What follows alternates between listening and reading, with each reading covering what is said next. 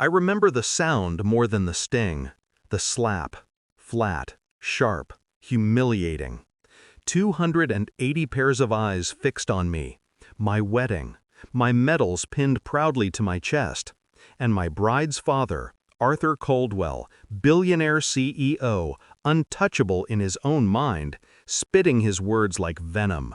Take off those silly medals. Disgraceful. I didn't move. I didn't blink. I just stood there, staring at the man who thought his money gave him the right to dishonor my service. When I refused, his hand came down across my face. Gasps filled the ballroom. For a second, silence swallowed the room whole. And then, my best man moved. A 4-star Navy SEAL, broad as a wall, fast as a blade. He caught Arthur's wrist mid-air before the second strike could land. His voice cut the silence clean in half. Touch him again, and you'll regret it. 8 words, steel in every syllable. Arthur's face drained of color. The room rose with a slow, rolling power. Veterans, soldiers, friends, all standing. Not one person moved to sit back down. And in that moment, I decided. Arthur Caldwell would fall. I wasn't born into money. My father was a mechanic. My mother a nurse. Everything I had, I earned. Long nights, bloody knuckles, years of discipline carved into my bones by the Navy. When I met Claire, Arthur's daughter, I thought she was my salvation. Warm smile, rebellious spirit, someone who looked at me not as a soldier, not as a project, but as a man. Arthur tolerated me at first. Polite nods, stiff handshakes, but never warmth. He'd say things like, "Ambition is a fine thing, son. Pity it doesn't buy you an estate." I brushed it off. I thought love could bridge the distance. But then came the cracks. Phone calls Claire never took in front of me. Meetings with her father that ended with her eyes red, her voice brittle. And then, the prenup. Drafted in language cold enough to burn, protecting every inch of Arthur's empire, leaving Claire with nothing if she left me. I laughed when I saw it.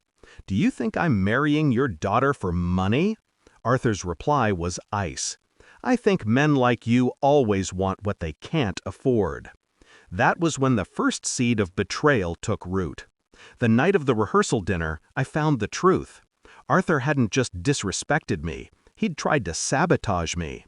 Emails. I read them on Claire's laptop while she showered. Messages between Arthur and a rival defense contractor. My name littered across them like shrapnel.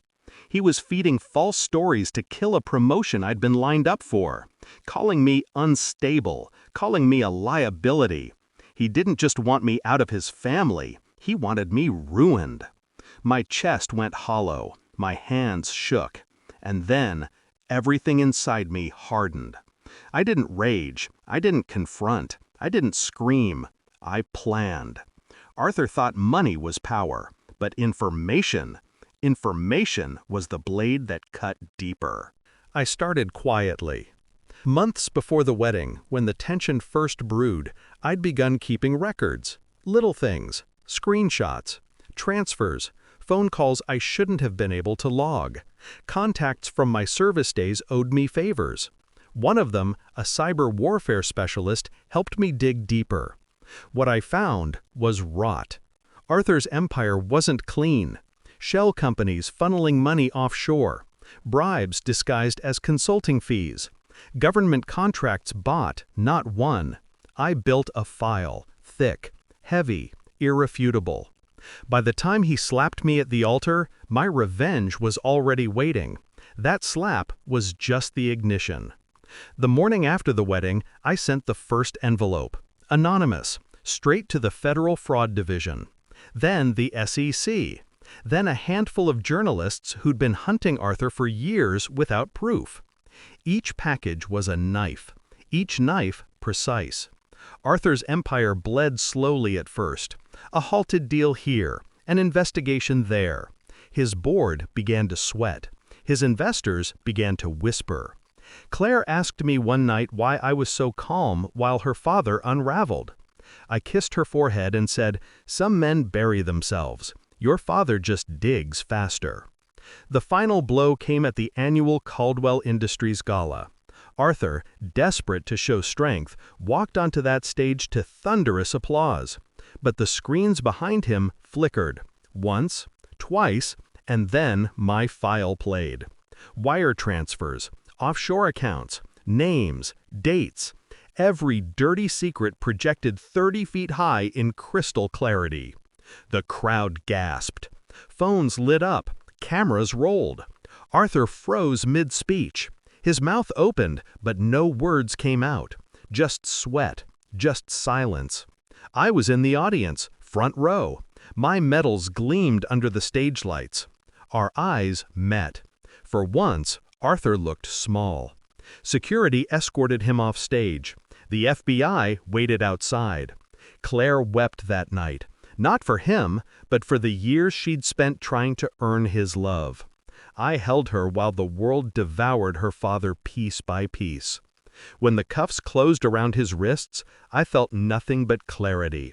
This wasn't vengeance done in anger. This was justice delivered with precision. Arthur Caldwell lost everything.